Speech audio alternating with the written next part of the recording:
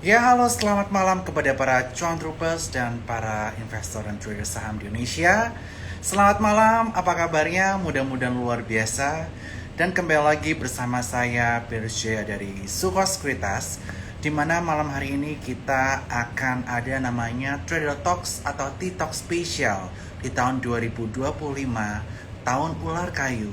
Di mana pada hari ini kita akan kedatangan salah satu bintang tamu yang luar biasa, yaitu Andri Hakim, yang mana seharusnya beliau ini hadir pada Jumat lalu, tapi karena ada satu dan lain hal, beliau berhalangan hadir.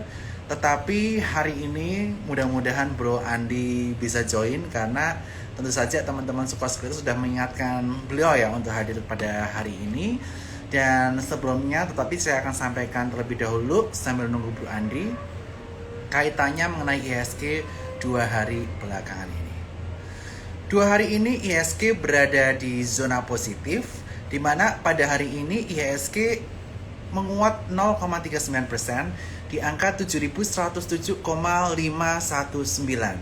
dengan turnover yang luar biasa ya 2 hari ini, mencapai lebih dari 10 triliun setelah sebelumnya di bawah 10 triliun. Hari ini mencetak rekor year to date, di mana trading value di angka 13,494 triliun rupiah. Dan asing hari ini masih melakukan aktivitas net foreign buy di angka 466,33 miliar rupiah. Mengapa IHSG ini bisa mengalami kekuatan cukup signifikan 2 hari ini? Ini diutamakan adanya keputusan di luar ekspektasi atau di luar konsensus pasar kaitannya mengenai kebijaksanaan BI mengenai cut rate dari 6 ke 5,75%. Sehingga tentu saja hal ini bisa mengakibatkan sektor perbankan dan properti menjadi lebih menggeliat ketika suku bunga diturunkan, karena diproyeksikan kredit ekspansi akan lebih besar lagi ketika suku bunga diturunkan. Appetite masyarakat tidak lagi ke saving, tapi mulai beralih perlahan ke arah investasi, kemudian lending maupun untuk spending.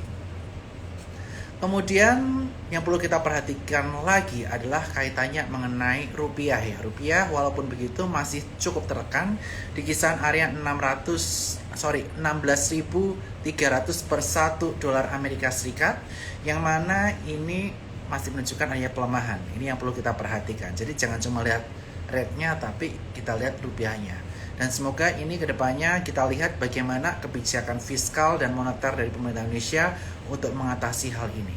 Karena di depan kita ada beberapa tantangan yang perlu kita perhatikan, adalah kaitannya mengenai yang pertama, pelantikan Donald Trump di tanggal 20 Januari 2025 nanti. Yang mana Donald Trump ini seperti kita ketahui dia tidak pro terhadap perang fisik, tapi perang secara ekonomi. Di tahun 2017 ketika masa kepemimpinan beliau ini sangat gencar sekali melakukan aktivitas trade war, perang tarif terhadap China.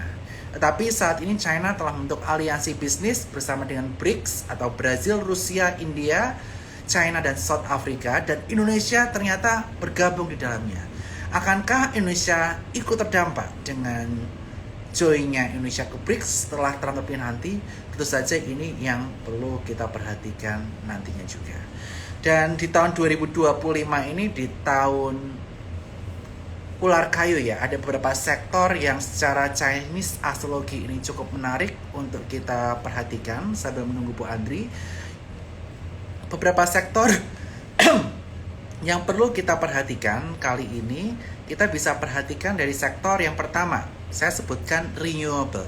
Kemarin kita discuss sama brand dan itu menjadi salah satu sektor yang menarik. That's why di channel pribadi aku, yakni di @bernardwijaya17, teman-teman bisa join. Aku rekomend juga saham Adro untuk mid to long term, lebih dari sebulan. Dan juga di posisi Suko Sekuritas, karena saya percaya sektor renewable ini akan bersinar di tahun ular kayu.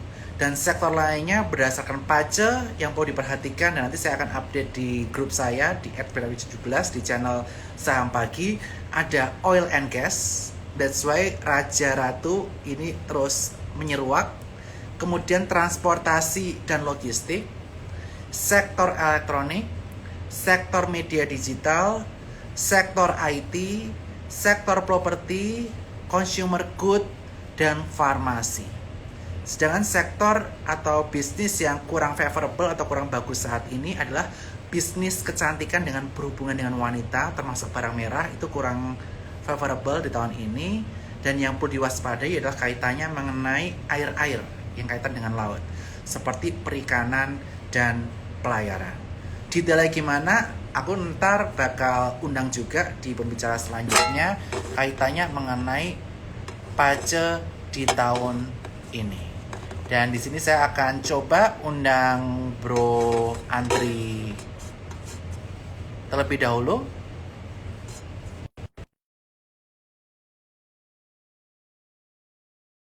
Aku dulu sambil nunggu Bro Andi ya. Jadi di channel aku yang saat ini masih berada di watchlist, teman-teman bisa join bareng-bareng di Saham Pagi di @17. Ada beberapa saham. Yang pertama adalah Raja. Raja ini saat ini menguji area resistennya di kisaran area 3.670. Dan turnover Raja ini lebih besar dari 100 miliar dalam satu bulan terakhir.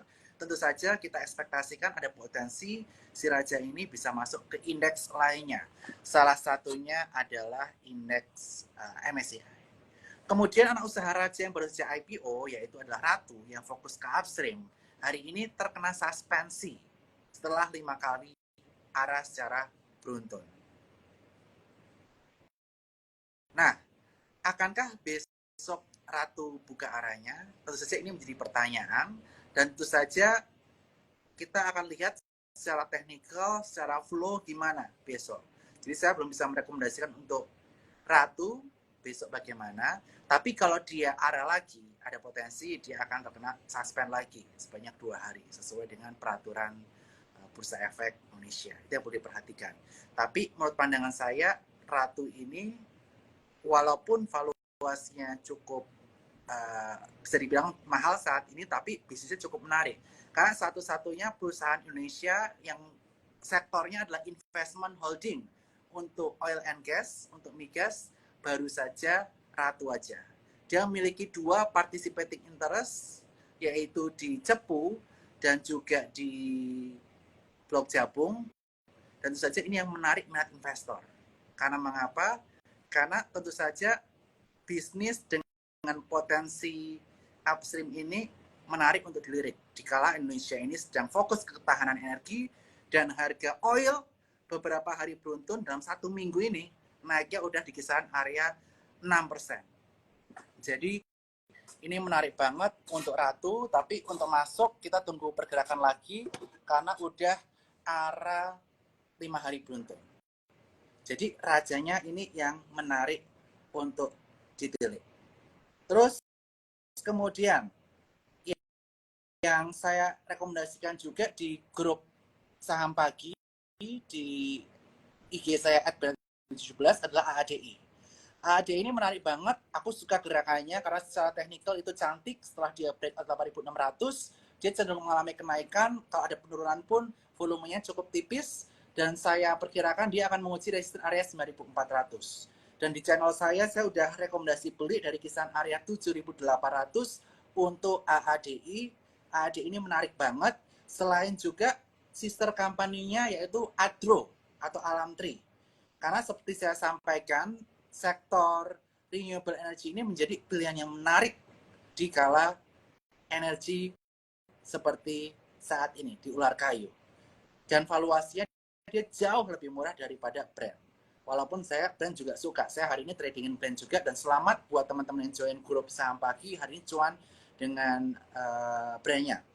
Untuk Adro dia menguji area 2470. Ini area penting. Di area moving average 20. Kalau dia udah bisa bergerak dan tertahan di area MA20-nya, di area 2410, dan bertahan selama minimal 1 minggu, potensi selanjutnya dia bisa menguji area resisten 2730. Adro ini masih laggard, jadi cukup menarik. Kemudian, rekomendasi di channel Saham Pagi saya ada grup Bakri, BRMS Bumi Dewa, di oil ada Medco, Di nikel ada NCKL, kemudian ada MTEK, dan juga properti ada SMRH. Lalu bagaimana rekomendasi saya selanjutnya? Makanya jangan lupa join channel saya di @biology17 atau di Saham Pagi Channel. Follow Instagram saya, join channelnya. Karena Bro Andri udah datang, jadi saya langsung aja ke Bro Andri Hakim.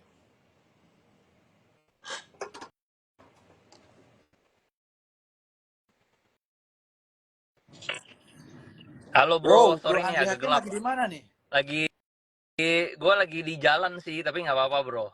Oke, kita Bisa, aman, ngobrol-ngobrol aman, santai aman. aja ya. Sorry nih kemarin yang itu gue jujur ketiduran bro.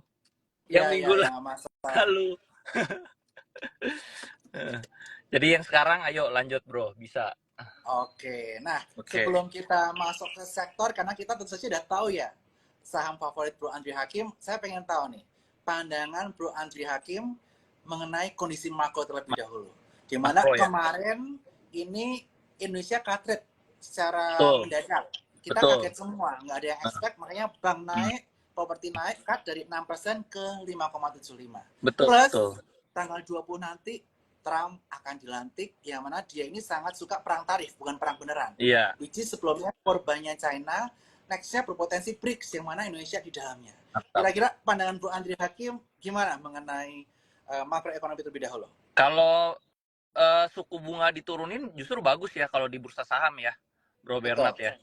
Kan orang-orang bunganya jadi kecil, orang-orang jadi taruh di instrumen yang lebih beresiko. Jadi kalau makronya sih, kalau di lokal sih oke ya, bagus ya. Betul. Makanya 2 hari ini kan juga bursa saham kita bullish ya, lumayan bagus lah. Bank-bank juga rebound semua gitu ya. Nah kalau Donald Trump ini 50-50 ya, kadang kalau dia lagi kurang, lagi insaf gitu bro ya, mungkin bagus. Kadang kalau lagi gila, lagi jelek gitu ya, tergantung ya.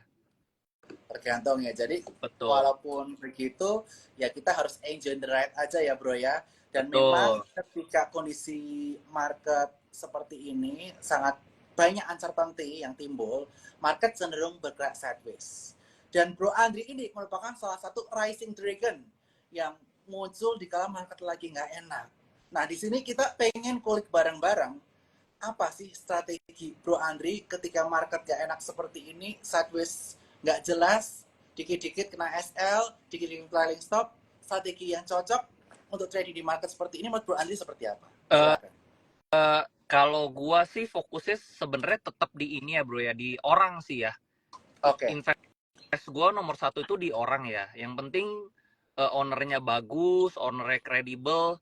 Contohnya sebenarnya kemarin ini gue nggak sengaja bro, gue ketemu Wilson Cuaca ya, dia yang punya East East Venture ya. Ventures. Iya, East Wow. Ventures ya. Dia mau IPO 1 Mungkin dia udah, perusahaan kan? iya dia triliuner juga kan, dia triliuner. Iya. Terus gue ngobrol nih sama dia ya. Nah dia juga ngomong, dia bilang I don't invest in business, dia bilang I invest in people gitu loh. Nah terus gue bilang wah ini setuju banget. Gue di bursa saham juga sama nih, gue investnya tuh di orang, bukan invest di perusahaan. Oke. Gue tetap ya, orang sih nomor satu sih, seperti Oke. itu. Jadi strategi investasi Bro Andri Hakim adalah nggak melulu melihat mengenai laporan keuangan ataupun teknikal ya Enggak bro ya, tapi paling penting terlalu. orang. Betul, Nah, betul. Terus sama bisa karakter melihat apa? value sih bro, Value. menurut gua. Value, Oke, yes. dua value. Yes. Jadi kita Nah, harus aku bisa pengen. menilai perusahaan ini tuh value wajarnya tuh di harga berapa gitu loh. Oke.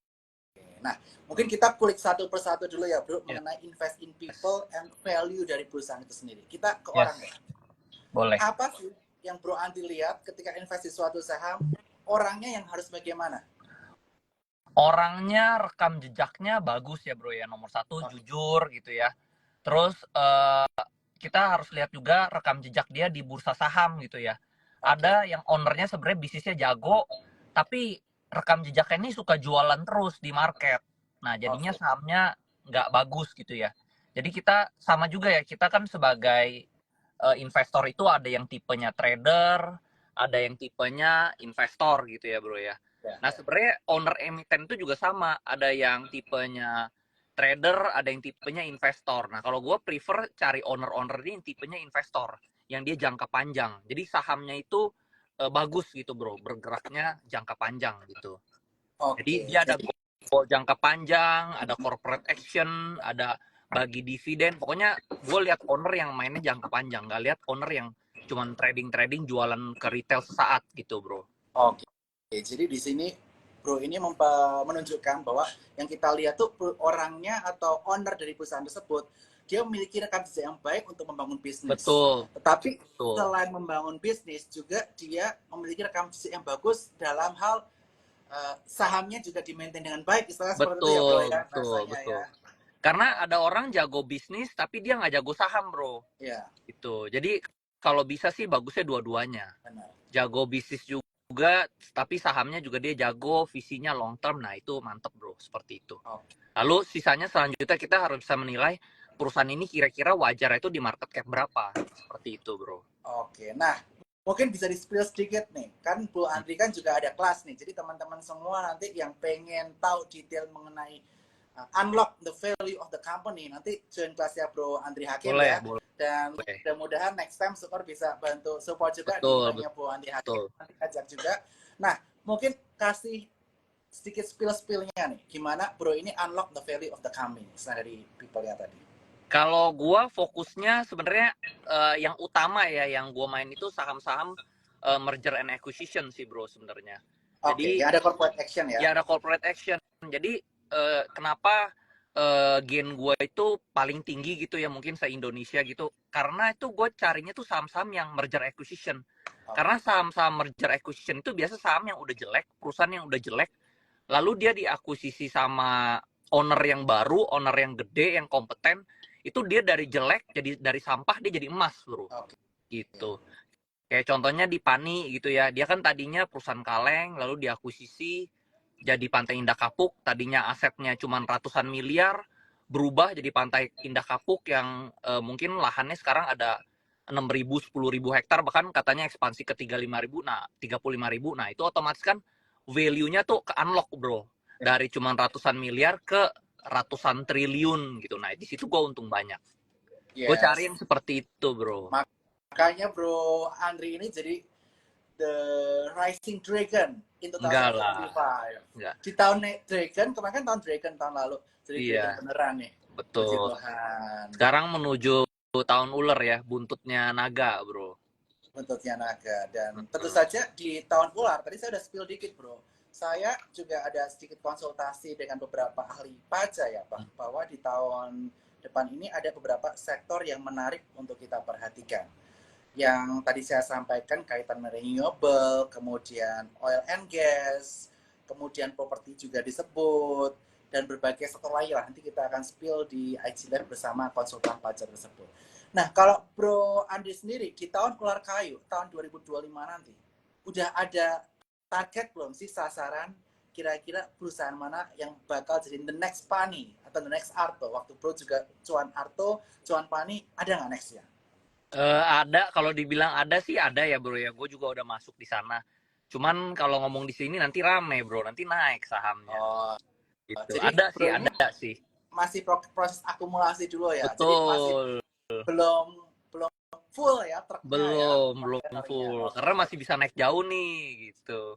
Ya udah, kita nggak bahas yang itu deh. Iya, cuman kayak contohnya kayak Pani, CBDK itu juga masih oke, sebenarnya masih bagus. Karena kalau kayak CBDK itu CBDK di harga 4.000 kemarin pas IPO ya. Itu sebenarnya sama seperti Pani di harga 3.000, Bro Bernard. Oke. Gitu.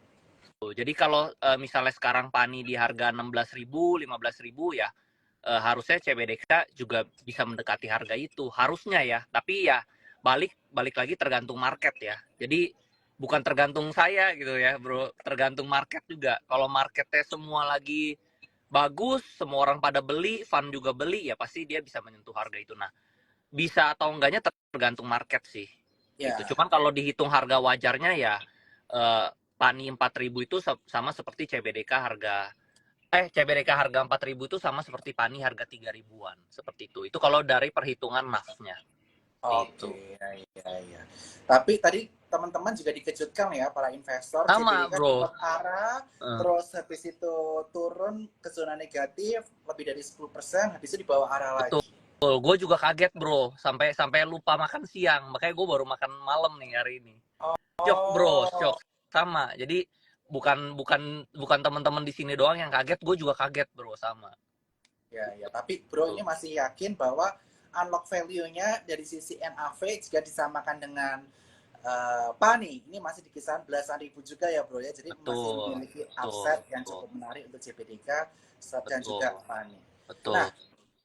kalau kaitannya mengenai saham lain nih, yang bro sempat rekomendasi di sosial media atau di event-event sebelumnya. Mm.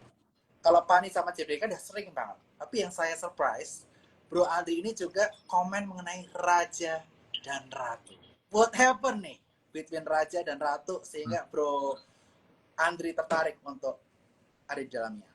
Sebenarnya Ratu memang tertarik itu, kalau saya tertarik karena di situ kan ownernya bagus ya. Jadi ownernya kompeten. Lalu pertama yang saya lihat tuh ini barangnya kering bro. Ya, Jadi sebenarnya di saham itu kalau misalnya orang mau tahu ya saham ini bisa naik atau enggak itu bukan masalah, bukan cuman soal sahamnya itu bagus atau enggak, tapi perusahaan ini kering enggak supply-nya ya, gitu ya, loh. Kalau supply-nya kering, demand-nya besar, saham itu pasti naik gitu loh. Bahkan perusahaan mahal pun kalau misalnya supply-nya kering, demand-nya besar pasti dia naik juga gitu. Nah, kalau saya lihat yang di Ratu ini supply-nya kering banget ya. ya, Jadinya betul. eh, orang hype mau beli barang yang ada ya otomatis naik gitu loh. Jadi memang sebenarnya di saham itu sama berbisnis itu sebenarnya kalau gue lihatnya tuh sama bro, supply and demand aja gitu loh. Oke, Nah, ini ilmu yang didapat dari Bu Andi nih. Jadi betul, kaitannya semua mengenai supply and demand. betul. Jadi Semakin sedikit barang yang ada di saham tersebut, semakin kering. Artinya itu yes, semakin gampang naik, begitu bro? yes, betul. Jadi gue tuh bener-bener nggak, gue selama ini untung banyak di saham ya bro. Gue nggak pernah pakai technical sama sekali bro. Oke. Sekalipun gue nggak pernah pakai technical. Gue cuma lihat owner, bisnis sama supply and demandnya itu aja. That's it. Gitu. Aku sekarang udah mau tanya pertanyaan ketiga nih. Tadi kan udah tanya tentang orang, tanya unlock value gimana. Yang ketiga mengenai supply and demand. Yes. Parameter apa aja nih yang Bro Andri perhatikan ketika melihat suatu perusahaan itu supply-nya banyak atau enggak, kering atau enggak, supaya teman-teman audiens pada tahu. Silakan. Kalau saya lihat di ini di bagian masyarakatnya. Apalagi Oke. kalau misalnya kita pakai misalnya kita buka dari aplikasi RTI atau Stockbit gitu ya kan dia bisa lihat tuh aslinya masyarakatnya berapa. Nah, itu kita tahu contohnya misalnya di Pani gitu ya. Pani itu masyarakatnya ditulis di RTI itu misalnya 10% ya. Tapi kalau kita cek lebih dalam itu sebenarnya atau misalnya bisa buka juga IDX ya, website IDX, kita download data masyarakatnya, itu sebenarnya masyarakat yang ada di Pani itu cuma 3%, Bro. Oke. Nah, jadi karena supply-nya kecil, ya pasti saham ini naik gitu loh. Jadi gampang naik. Oke. Jadi kalau barang-barang, saham-saham yang masyarakatnya itu udah 30%, 40%, atau ada yang 50%, itu menurut saya susah naik. Karena buat keringin barang butuh uang banyak sekali gitu, bro. Ya, ya, ya, ya. Setuju banget, Gitu. bro. Nah, di Jadi teman-teman Ratu jangan juga lupa ya, kering. kering, Kering. setuju. Dan ini Bro Andri benar banget nih, teman-teman bisa cek di menu profile di RTI. Di sini ada shareholder composition. Di sini teman-teman cek yang masyarakatnya kecil. Yes. Semakin kecil masyarakatnya itu semakin kering. Yes. Jadi potensi diangkatnya lebih Tinggi. gampang dibandingkan Betul. saham-sahaman. Jadi Betul. misalnya nih Bro, kita kan udah ada ramalan nih. Tadi aku udah sampaikan salah satu yang menarik adalah oil and gas. Yes. Jadi kita kalau mau bandingin perusahaan-perusahaannya jangan cuma bandingin oil and gas yang dari sisi PE BBV only, tapi Yes. juga bandingin dari sisi tadi people-nya, kita bandingin dari value-nya, dan yang ketiga shareholder composition-nya. Betul, Bro? Yes. Yes. Betul. Setuju. Karena terus juga ini ada efek psikologis, bro. Efek psikologis dari sisi owner ya. Karena Oke. dulu gue punya family juga pernah punya perusahaan IPO, bro. Jadi Ya. contohnya misalnya dulu perusahaan IPO kita itu tulisannya publiknya 20%. Hmm. Kenyataannya itu nggak 20%. Kenyataan itu publiknya cuma 5%. Sisanya itu pakai nama karyawan, nomini gitu loh. Nah, itu yang jadi saya tahu tentang supply and demand ini yang orang-orang nggak tahu gitu loh. Ya, ya, ya, Lalu ya. juga ada kepentingan, misalnya contohnya kalau saya owner nih, saya punyanya 90%, sedangkan masyarakatnya 10%. Nah, saya jadi kepentingan saya mau ngangkat saham tuh lebih tinggi. Karena Hmm, kalau sahamnya naik, saya yang paling diuntungkan gitu loh. oke, oke, oke. Sedangkan kalau saham saya misalnya cuma punya 50%, terus masyarakat ada 50%. Saya nggak mau naikin. Karena kalau gue naikin, lu semua yang untung gitu. Jadi Ya. lebih efek psikologis dari sisi owner sih. Oke, jadi clear ya. Tapi saya nggak boleh sebut ulang kesimpulan yang tadi karena itu buat saya nggak boleh. Jadi tadi Oke. Adi udah spill dari sisi investor yang disampaikan seperti Yes. itu, tapi saya nggak akan ulang. Tapi kita akan bahas lagi ke emitennya lagi nih. Tadi Oke. Ratu dan Raja. Karena Ratu ini tadi sangat kering, artinya shareholder composition-nya eh, free float-nya tipis lah yang beredar di Betul, masyarakat, betul, kenaikan cukup signifikan. betul. Nah, kalau dengan rajanya yang saat ini akan fokus di bisnis midstream dan downstream only, sedangkan Ratu nanti di upstream, apakah dengan 20 hari dilepas ini akan menguntungkan rajanya juga? Eh kalau kalau di sisi gua sih gua lebih suka ratunya ya Oh, kalau gua ya. Tapi mungkin ini preferensi ya. Mungkin harus dipelajari lebih dalam lagi. Kalau gua lebih suka ratu karena kayak ratu lebih kering ya kayaknya ya. kering tapi susah dapat barangnya, bro. Iya, susah. Nah, tapi gua ada teori nih, Bro. Memang Gimana? barang bagus itu susah didapatkan. Oke. Gitu. Ya, Justru kalau yang diobral-obral gampang dapet itu justru artinya dia nggak bagus, Bro. Jadi makin susah didapat, makin kita kejar, Bro. Kayak pacar gitu, Bro. benar. Jadi kalau ya benar kalau cewek kalau kita lihat dia makin jual mahal Makin kita jual makin mahal, penasaran. makin penasaran gitu ya, Bro ya. Nah, sama nih. Kalau saham-saham bagus justru belinya susah, kumpulinnya susah. Kalau kumpulinnya gampang justru ya kurang bagus biasanya gitu, Benar. Bro. Dan mirip jam juga ya, luxury watches segala macam kayak Betul, Rolex, betul. kayak Patek Philippe segala macam. Kalau kita ke tokonya pasti nggak standby, harus nanti Betul. beberapa bulan atau bertahun-tahun baru dapat barangnya. Makanya Betul. secondary marketnya harganya di atas harga retailnya. Betul, betul, betul, betul. Ya, ya, ya. Oke, clear nih Andri. Ini Nah, Bro Bernard masih di kantor nih, rajin banget ya. iya Luar nih bro, biasa. Ini kerja CEO guru. sejati nih. CEO of the year. Nah, buat support aku nih jangan lupa bro, teman-teman buka rekening di Nah, efom.sukosekuritas.com. Jadi kita wajib. bakal kedatangan bintang tamu spesial Kak Andri Hakim, Malkio dan sebagainya. Wajib buka rekening. Dan nanti aku juga ada channel bro, channel yang untuk trading, yang jangka pendek, ada jangka panjang juga. Dengan follow Instagram aku @benatwijaya17 di follow channel aku. Nah, Raja Mantap. Ratu tuh salah satu topikku bro. Tapi aku nggak boleh spill banyak-banyak, aku spillnya teknikal aja karena aku nggak boleh spill terlalu banyak. Oke, siap. Harus yang ada di KI yang boleh aku spill seperti Oke, itu. yang spill saya aja ya, Bro ya. Ya, yang ngomong biar Andri aja, boleh Siap, siap, macam-macam. siap, siap. Nah, Hmm. di tahun 2025 ini, aku bacain ya dari Ramalan Pajak. Jadi aku kemarin juga baca si Andri nih. Kenapa Andri ini nggak mau sahamnya banyak-banyak diversifikasi? Karena aku pernah ngobrol sama si Andri. Karena otaknya itu dragon. Cara dia berpikir. Karena jam lahirnya tuh di pagi hari, kisaran 7 sampai 9, itu jam dragon. Dimana dia tuh kalau mimpi besar. Nggak mau ya nanggung-nanggung. That's why kalau beli saham, seperti slogannya Bu Andri, cacing-cacing, naga-naga. Ya, itu sampai rame ya, Bro ya. Itu rame banget, viral tuh videonya. Nah, Iya, viral di mana-mana ya. mungkin aku pengen tahu nih, konsep investasi Bro Andri cacing naga itu seperti apa dan apakah ini bisa diterapkan ke semua orang sebelum aku ke sektoral. Silakan Bro. Kalau gua soalnya kalau misalnya uangnya masih kecil ya, dulu kan gue juga sama ya, diversifikasinya terlalu banyak. Itu akhirnya portfolionya nggak bertambah signifikan gitu loh. Jadi kalau misalnya uangnya masih dikit, gue merasa tuh kalau gue terkonsentrasi itu lebih portfolionya naiknya lebih signifikan gitu bro. Jadinya memang gue lebih terfokus lah seperti itu. Nah, titik balik Bro Andri Hakim ini di pasar modal di tahun berapa? Di usia berapa? Supaya kita tahu kalau tidak ada yang terlambat nih, buat teman-teman sekalian. Sebenarnya gue invest di saham itu agak telat ya bro ya. Gue Oh, baru untung besar di saham itu di 2020.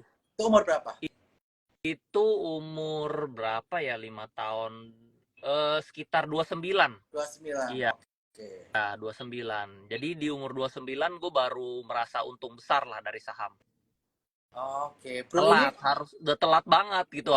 Warren Buffett mah mulainya di umur 14 tahun. Gue di 29 bro. Iya, iya. Tapi nggak masalah. Ini masih jadi inspirasi buat teman-teman, bro. Kalau semuanya sukses karena invest dari muda, orang-orang nggak bakal mau di saham sekarang, ya. Iya. Nah, tapi gue belajar saham udah dari 2017. Oh, oh. Kamu Cuman waktu CEO, itu masih trading. Karena masih trading, oh, untungnya nggak besar. Di kamu 2020 gue udah mainnya nggak trading. Gue mainnya multi bagger. oh, oke. Yang tadi yang tiga Saham-saham kriteria tadi turnaround. ya. Yes. Yang owner dulu, Owner pertama paling penting dulu. owner nih. Pokoknya Yes. dia kerjanya bis bagus, tapi dia juga maintain Yes. sahamnya. Nggak mau sahamnya anjlok. Itu dia Yes. benar-benar hati sama saham. Yes. Kedua, value-nya masih murah. Murah. Yes. Termasuk biasanya yang corporate action kan value-nya Yes. kemurahan. Jadi dimasukin Yes. ada di sana. Betul. Dan yang ketiga tadi supply and demand. Yes. Nah, Udah itu aja bro, nggak usah simple-simple. Makin kita rumit, seleksinya makin menyusahkan diri kita sendiri gitu. ya. Nah, bro, mungkin aku bakal sharing sedikit ya. Aku hari ini baru dikirimin slide sama my pacar leader nih. Jadi bisnis apa sih yang bagus di tahun 2020? Ini ada pertama oil and gas. Raja Ratu, makanya aku juga invest. Sama tadi aku beli Medco lah. Terus transportasi logistik, elektronik, media digital, IT, properti, farmasi, dan consumer goods. Kalau bro yang sekarang ditargetin sektor apa? Gak usah sebut saham. Mungkin properti sama mining suka sih. Properti miningnya sektor apa? Lebih ke ini ya apa? Mining sih lebih beragam ya. Mungkin batu bara oke, nikel oke gitu loh. Okay. Kalau saya tuh sukanya bisnis yang gede-gede gitu, yang gue sendiri nggak bisa buka. Gitu. Kalau mau buka sendiri itu susah gitu loh. Jadi mendingan gue invest aja gitu. Kalau bisa buka sendiri mah nggak usah invest, buka aja sendiri. Jadi ini bro ini invest perusahaan yang gede-gede, yang skalanya luar biasa besar, yang bro Andri nggak bisa buka sendiri ya. Yes. Tadi bro sebutkan sektornya properti cocok. Yes. Tadi saya juga ada properti, sama mining, coal sama nikel. Oke, ini menarik. Yes. Nah, atau perbankan lah, udah itu doang. Oke. Tiap kali gue untung saham tuh bulak-balik di situ-situ aja sih. Oke. Ya. Nah, kemudian Bro Andri, ketika memilih sektor, tadi kan kita memilih saham nih, kita mau bottom up dulu nih, kita memilih sektor. Apa yang perlu kita perhatikan dari si makroekonomi? Kalau pas memilih sektor, gue carinya saham-saham yang ini dulu ya. Pertama backdoor listing, diakuisisi, udah gitu baru gue cari dari perusahaan backdoor itu mana yang paling menarik sebenarnya, seperti itu. Oh, oke. Jadi bro ini strateginya bukan top down tapi bottom up ya. Yes. Cari perusahaan-perusahaan yang ada potensi backdoor listing, yang ada berita-berita seperti itu, semakin digali, pelan-pelan beli di situ, akumulasi ya. Dan diam-diam dulu strateginya, baru ntar kalau udah mulai rame baru ya info ke teman-teman. Iya, ya kurang lebih seperti itu. Iya. Jadi kalau saham-saham yang liquid ya teman-teman, memang ini aku mungkin mau disclaimer ke teman-teman, kalau saham-saham yang udah liquid banget, kalau mau backer puluhan kali, ratusan kali itu udah lebih susah, teman-teman. Betul. Kenapa? Karena tadi Bro Andri bilang supply and demand-nya udah nyebar kemana-mana, barangnya udah nggak kering, udah nyebar. Yes. Jadi dikontrolnya susah. Tiap ada yang mau naikin, ada yang buang. Betul. Jadi kalau teman-teman carinya sekarang saham-saham yang liquid, gampang keluar, gampang masuk, jangka pendek, itu susah untuk puluhan ratusan kali backer. Betul. Mungkin cerita. Betul. 100 buat Bro Bernard. Tapi kalau kering, emang ada risiko juga buat Bro Andri. Makanya dia nggak mau spill dulu. Apa risikonya? Risikonya dia liquidity exit-nya susah di awal-awal. Dia akumulasi, bid offer-nya masih tipis-tipis. Mungkin yang beli cuma Bro Andri doang, yang jual nggak banyak. Entar semakin lama udah barangnya cukup, udah kering, Bro Andri dan lihat kering ya, itulah baru pesta mulai. Tapi kalau udah pesta udah mulai itu, artinya teman-teman cuannya biasanya ya nggak susah lah, di atas 10 kali lipat, bener nggak? Nah, kalau saya nunggu liquidity-nya itu tunggu dia corporate action. Karena setiap dia right issue, jumlah sahamnya kan bertambah. Otomatis saham yang tidak liquid, dia menjadi liquid. Jadi dulu saya beli PANI juga belum liquid. Begitu dia right issue 2 kali, sekarang PANI liquid banget. Mau Ya, keluar 100 miliar sehari juga gampang seperti itu. benar. Tapi waktu Gitu. sahamnya udah liquid, kalau kita masuknya di liquid banget pakai 100 miliar ke atas sehari itu udah susah berkali-kali Pak kan, Bro? Iya, susah. Maksudnya modal yang diperlukan buat naikin lebih banyak jadinya. Benar, benar, Seperti benar, benar. itu. Oke. Jadi ya semua ada risk and reward ya. Yes. Risikonya kalau ini kita masih ada potensi bad risk tapi belum pasti kita udah masuk ya nyangkut. Betul nggak? Yes. Dan beresiko juga. Resikonya itu kalau dia backdoor-nya jadi, ya kita bagger. Kalau backdoor-nya tidak jadi, ya sahamnya turun. Karena banyak juga backdoor yang nggak jadi. Misalnya di BNBA itu nggak jadi kan. Tadinya dia mau dijadiin Shopee, nggak jadi. Lalu Shopee Bank ya, BNBA jadi Shopee Bank. Lalu misalnya di Karwe kemarin juga nggak jadi ya masukin asetnya, belum ada kejelasan. Akhirnya crash seperti itu. Jadi kalau mau main di saham ini kita harus cepat gitu loh. Kalau misalnya dia masih bagus kita pegang, kalau memang sudah tidak ada jelas kita udah harus buru-buru cut gitu. Jadi memang sangat beresiko. Jadi Gitu. dia gini ya Bro ya. Jadi saya mungkin summary ke teman-teman, multi bagger itu potensinya sangat luar biasa. Yeah. Itu bisa kayak Bro Andri. Yes. Tapi emang ada risikonya. Betul. Nah, tadi Betul. kalau potensinya nggak jadi, ada potensi turun. Yeah. That's why asumsi awal ketika beli saham itu harus asumsinya betul terus. Kalau asumsinya salah harus kita berani cut cepat. Bener, Kak. Betul lah, Bro. Jadi kita harus up to date terus setiap hari perkembangan perusahaan ini ngapain gitu. Kalau tiba-tiba dia ada red flag di situ kita udah harus cut. Benar. Gitu.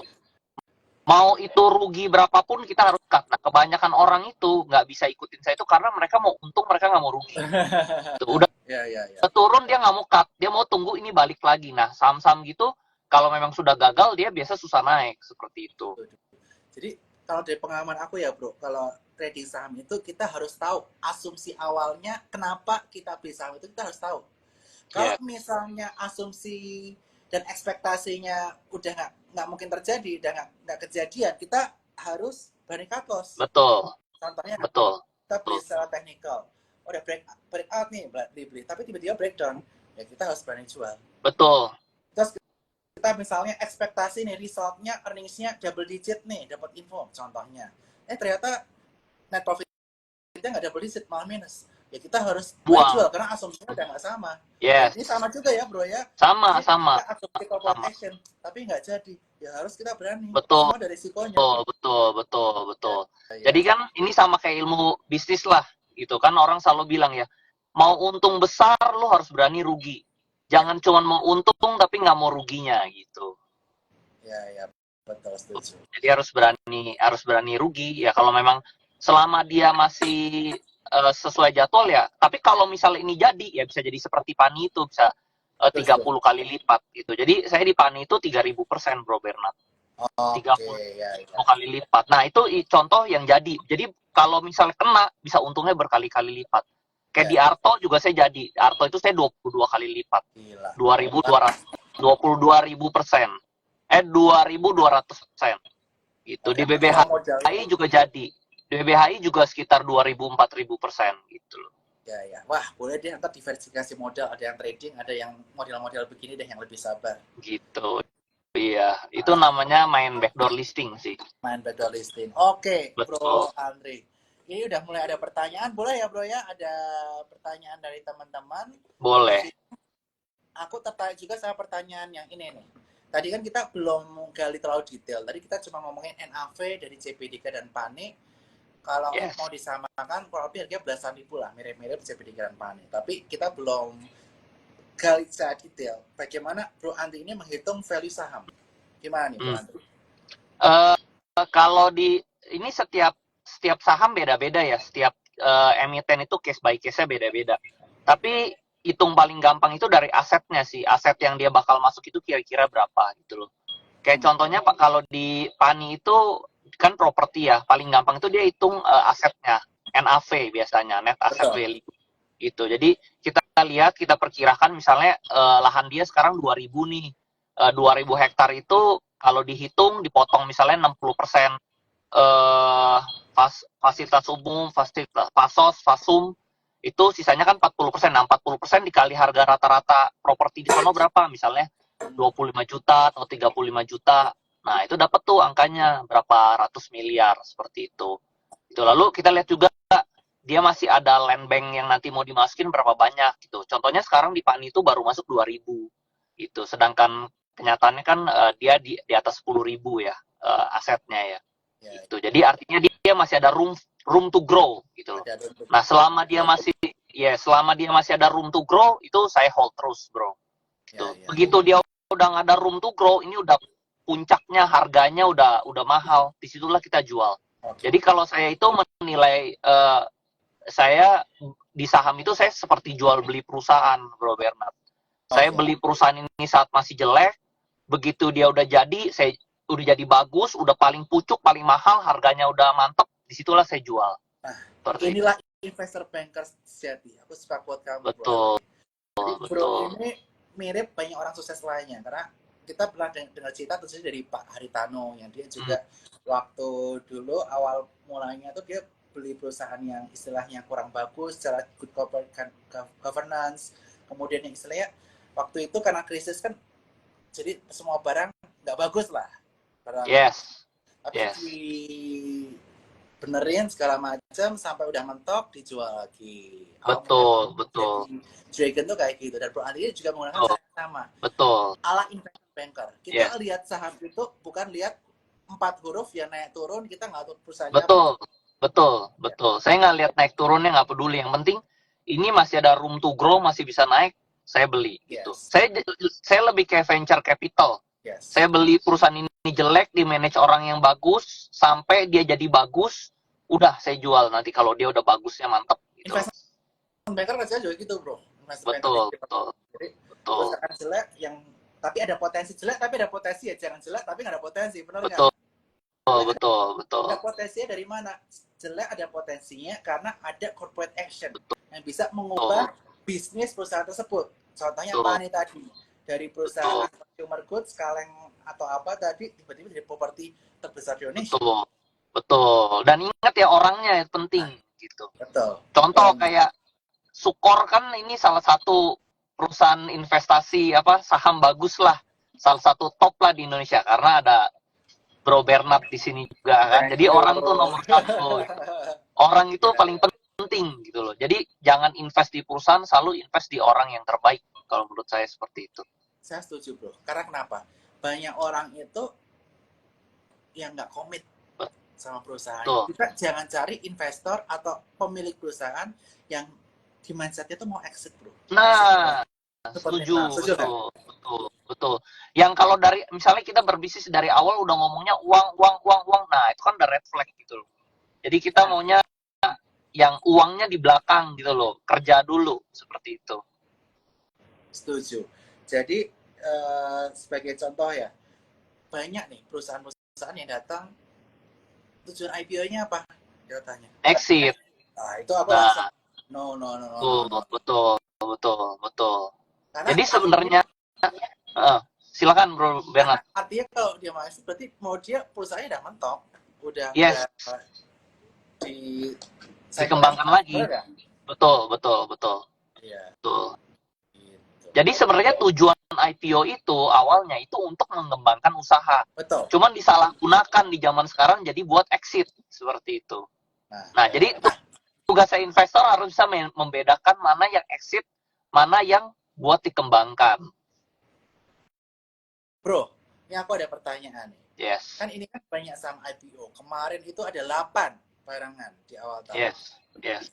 Gimana cara memilih perusahaan IPO yang mau kita bid? Mana yang bagus, mana yang enggak? Silakan. Nomor 1, cari yang dia IPO-nya itu nggak di harga yang terlalu mahal. Jadi harganya itu masih wajar-wajar kayak tadi ya.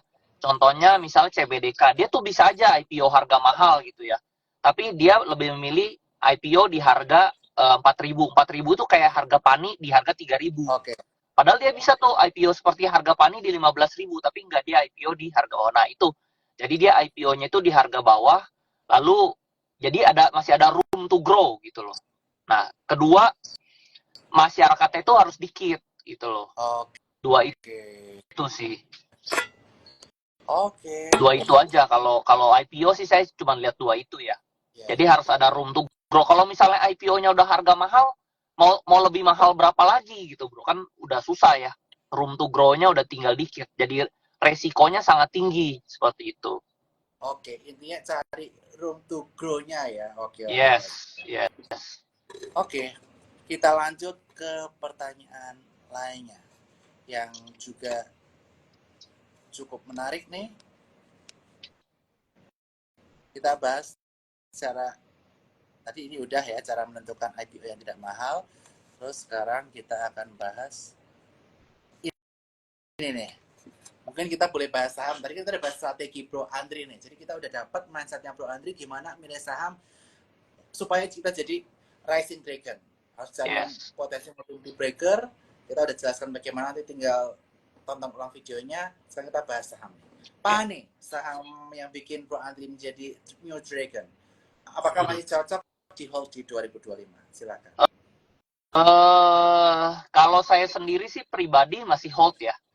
Cuman memang belakangan ini dia lagi koreksi ya. Cuman kalau saya sih masih hold ya. Kalau menurut saya sih masih bagus ya, masih bagus. Cuman harus sabar aja ya, tunggu dia main. Kayak contohnya misalnya di tahun lalu ya, itu PANI itu dari Januari sampai bulan Agustus itu dia sideways. Ya. Lalu di Agustusnya langsung naik 300%. Betul. Seperti itu. Nah, jadi sama juga. Sekarang permainan PANI itu sama. Sekarang tuh dia lagi masa sideways, gak bergerak. Nah, tapi nanti kalau bergerak ya itu kayak naga yang lagi tidur dia. Begitu dia gerak, terbang ya, seperti itu. Nah, kan tadi kan Bro Andri itu menyampaikan ada statement bahwa kita kalau misalnya lihat perusahaannya udah nggak ada room to grow lagi, kita better jual. Nah, kalau PANI berarti masih ada room to grow-nya ya? Kalau menurut saya masih ada, karena lahannya kan masih gede, sedangkan yang dimasukin baru 2.000. Seperti itu. Ya. Oke, ini udah dapat bocorannya. Jadi kan tadi kita Bro Andri bilang room to grow. Dia bilang PANI masih bagus, apakah ada room to grow? Dia udah menyatakan. Di PANI itu masih 2.000 hektar only. Padahal total di Pantai Indah Kapuk ada berapa hektar, Bro? Kalau di video yang pertama ada 6.000, video yang ke berikutnya yang tahun lalu ada 15.000, video yang terakhir itu 35.000. Oke, jadi anggap 6.000 aja deh, gitu kan? Itu kan udah double gitu, udah 3 kali lipat, udah 3 kali lipat kalau 6.000. Oke. Wah, thank you bro, spill-spillnya. Jadi bisa teman-teman jadi lebih confident mengenai PANI. Yes. Selanjutnya, bro, emang lu pernah rekomen PAC ya? Kok pengen nanya PAC? PAJK. Sebenarnya gue nggak pernah rekomen bro. Cuman ini mungkin orang-orang pada menebak-nebak. Gue ada masuk di sana. Seperti itu. Ya. Gitu. Okay. Berarti ini kita skip pertanyaan PAC. Iya. Terus selanjutnya kita bahas saham yang sempat tadi anjlok minus 10%, tapi tiba-tiba arah lagi. CBDK. Nah, itu kok tadi ada yang nanya ketik-ketik. Itu LG udah gue juga kaget, bro, sebenarnya. Iya. Dan tadi ada yang ngetik tuh di sini. Itu LG jual. Kenapa ya? Nah, saya kan juga nggak tahu. Saya kan juga nggak di sebelah. Tapi bagaimana pandangan bro tentang CBDK? Ada aktivitas taking profit kah atau apa? Kalau yang jual pagi-pagi itu ada sekitar 500.000 lot ya. Itu udah pasti emiten bro. Itu udah pasti emiten. 500.000 lot. Siapa bro retail yang punya barang 500.000 lot? Kan? Benar, make sense. Terus serentak gitu loh. Langsung di 9.001 langsung kayak jarum gitu. Itu udah pasti emiten.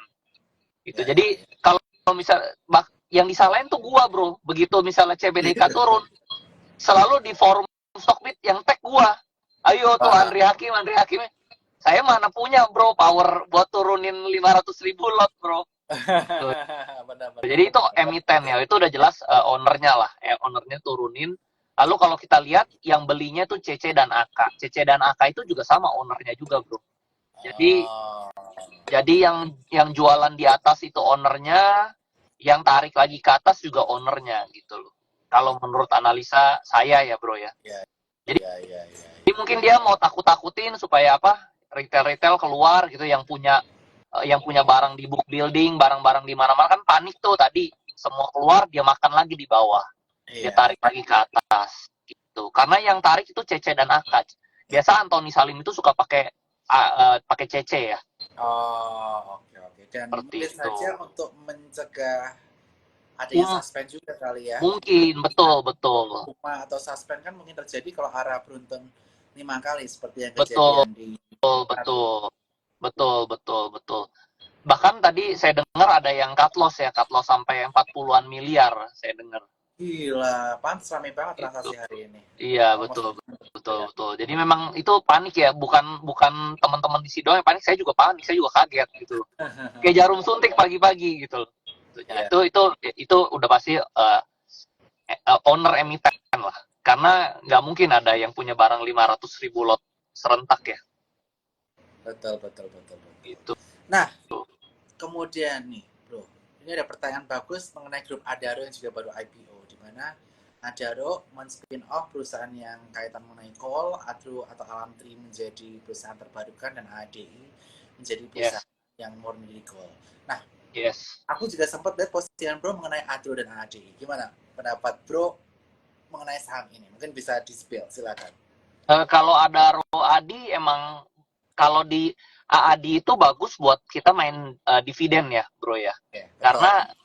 Karena dia 90% itu pendapatan Alam Tri itu dari si Adaro ini.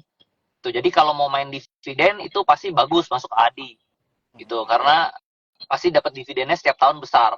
Nah, kalau si Alam Tri-nya itu bakal jadi perusahaan ini green gitu loh. Cuman yang saya dengar itu dia jadi hydro ya, jadi hydro plant. Itu sebenarnya modalnya sabar Iya, sih. Nah, iya, cuman balik lagi ya, kadang stamina holder dari para teman-teman di sini kan retail-retail di sini kan biasanya nggak sabar gitu loh. betul. Nah, kalau sabar sebenarnya pasti dia jadi Ya, gitu loh. ya, ya. Cuman yang saya dengar itu masih lama, masih 2028 atau 2030 gitu. Hydroplannya baru jadi. Cuman kedepannya itu rencananya itu pendapatan dari Alam Tri itu nggak akan kalah sama pendapatan dari Adaro. Betul, Gitu. Itu betul, yang betul. dari yang saya dengar dari omongan dari Pak Boy Tohir ya. Dia bilang seperti itu. Dan tren kedepannya memang kan energi terbarukan itu menjadi kunci ya. Salah satu target Pak Prabowo di tahun 2030 juga kaitan mengenai energi terbarukan, Betul, mengurangi net zero emission segala macam. Jadi emang the betul. future is there, cuma kita nggak tahu kapan. Cuma kalau teman-teman Yes, believe dan emang nanti ada akuisisi atau corporate action mengenai betul, gas bumi baru atau EBT baru, itu bisa betul, menjadi story ya bro ya. betul, betul. Jadi emang sebenarnya jadi investor itu kita cuma tahu nih dia bakal naik karena bagus. Cuman naiknya kapan kita nggak tahu gitu. Dan berarti bro Andri ini masih percaya ya Adro ini masih punya unlock value, kedepannya masih bisa menjadi lebih besar lagi, punya growth. Yes, yes. Aku juga Sebenarnya bisa, bisa. Cuman modalnya sabar aja sih ya, sebenarnya ya. aku juga setuju. Adro aku masukin ke list saham long term buat aku sekarang Hmm, di channel long term aku, di channel Berat 17 saham pagi, di follow @berat17. Aku masukin Adro sebagai yang untuk long term. Dia untuk betul, unlock value growth investing. betul. Kalau Contohnya untuk Boy Tohir aja nggak keluar loh dari Alam Tri loh. betul. Dia masih di dalam sana. Kalau misalnya dia udah mau exit kan harusnya dia keluar dia cari direktur lain aja gitu. Justru mereka malah stay-nya di Alam Tri-nya bukan pindah ke Adaro gitu. Betul, ke Jadinya ADI. artinya masih potensi. Lalu dilihat juga pas kemarin turun dalam mereka buyback banyak sekali ya, ratusan miliar kan. Betul. 500 miliar lebih setahu saya buybacknya. Jadi pasti ada sesuatu dong, nggak mungkin nggak jadi apa-apa kan. Setuju. Dan juga bro, berdasarkan ramalan-ramalan Pajo bro, ini kan tahun ular kayu ya. Kayu ini elemen growth. Memang benar harus cari saham-saham yang memiliki growth story ke depannya. Inovasi. Dan juga kayu itu related sama energi terbarukan juga. Kalau kita telisik secara detail. Jadi memang secara Chinese astrologi sektor EBT ini bisa menjadi pilihan yang menarik juga bro. Jadi kita gabungin Betul, antara betul, feng shui, saham, dan juga growth tadi. betul, People, betul, value, supply demand. Ini kita ingatnya hari betul, ini. betul, Nah, betul. Bro Andri, ini kan tinggal 4 menit lagi. Aku pengen Bro Hmm. Andri memberikan closing statement mengenai strategi trading yang pas atau investasi yang pas di kala market lagi seperti ini ala Bro Andri Hakim supaya kita bisa menjadi rising dragon yang baru mengikuti Bro Andri. Silakan. Nah, kalau saya tergantung ya, ini tergantung resiko profilnya. Kalau misalnya teman-teman mau cari yang aman, ya mungkin cari perusahaan-perusahaan yang membagikan dividen, yang blue chip itu aman, tapi nggak bisa pertumbuhannya nggak bisa besar gitu ya. Kalau mau yang bertumbuhnya besar, resikonya besar, tapi ya sekali jadi bisa cepat gitu ya. Itu lebih di saham-saham yang backdoor listing, yang diakuisisi. Jadi itu perusahaan jelek, diakuisisi jadi besar ya jadi besar gitu. Nah, jadi tergantung risk profile masing-masing maunya yang mana gitu loh. Nah, lalu selanjutnya sebenarnya cuma perlu sabar dan fokus aja dan tekun gitu ya. Tekun itu artinya kita harus rajin cari gitu loh. Di bursa saham ini kan ada 900-an emiten nih. Nah, kita harus rajin cari. Nah, kalau rajin cari, saya setiap kali tuh setiap tahun ketemu terus gitu loh, Bro. Jadi harus tekun. Udah tekun, harus sabar gitu loh. Sabar itu ya kita tunggu dari dia jelek sampai dia jadi. Jangan buru-buru mau beli hari ini besok jual. Ya itu nggak bisa kaya, nggak bisa maksimal untungnya. Itu untung kecil lah. Untung buat makan bisa. Nah, kita kan mau cari yang lebih dari buat makan. Gitu loh. Wah, luar biasa ya, strategi Betul. investasi ala Andri Hakim. Kita bukan cuma cari duit untuk makan doang, tapi untuk jangka panjang. That's why saat ini punya beliau trading berubah aliran menjadi investasi, di mana investasinya di yang people, betul. ke value-nya yang bisa memiliki room to grow, dan yang ketiga yang barangnya nggak terlalu tercecer. Betul. Luar biasa. Tapi terus udah yang ketiga ada lagi, jangan lupa fokus gitu loh. Oke, Fokus itu jangan lupa misalnya kalau perusahaannya dipelajari terus portfolionya. Kalau misalnya udah jelek ya di cut loss. Kalau misalnya masih bagus di hold terus gitu loh. Oke, jadi kita sebagai investor harus mau kerja keras ya, mau baca-baca, belajar, cari tahu, fokus, di follow terus perusahaannya, jangan sampai ditinggalin, ntar tiba-tiba nggak jadi competition, teman-teman telat keluar atau gimana. Yes. Ya. Sama kan kayak kita berbisnis kan, nggak bisa dong bisnis kita ditinggal terus kan. Kadang ada saatnya kita harus cek nih. Kalau misalnya kita punya bisnis terus kita tinggal nih, kan nanti karyawan kita korupsi, karyawan kita tidur-tiduran nggak kerja gitu kan. Jadi tetap harus dipantau nih. Contohnya misalnya Bro Bernard keluar negeri sebulan, nah pasti berantakan kan, karyawan pasti nggak kerjanya maksimal gitu. Jadi tetap harus dipantau. Good. Wah, thank you Bro Andri, aku jadi dapat mindset seorang new rising dragon di ISG yang ternyata cara pikirnya bukan cara pikir seorang trader atau investor biasa, tapi cara pikir seorang investment banker, Bro. Betul. Dengan transformasi lo yang luar biasa dalam beberapa tahun terakhir ini. Semoga kita semua bisa mengikuti Bro Andri, dan nanti kita ada event ya Bro ya. Aku undang Bro Andri juga, jangan lupa join. Kita bakal ngomong banyak di sana dan have fun di sana ya. Sorry mengganggu waktu malamnya Bro. Nggak apa-apa, aman Bro. Thank you. Gua yang salah nih minggu lalu ke skip. Thank you. Oke, thank you Bro Andri. Bye-bye. Thank you undangannya. Bye-bye. Bye.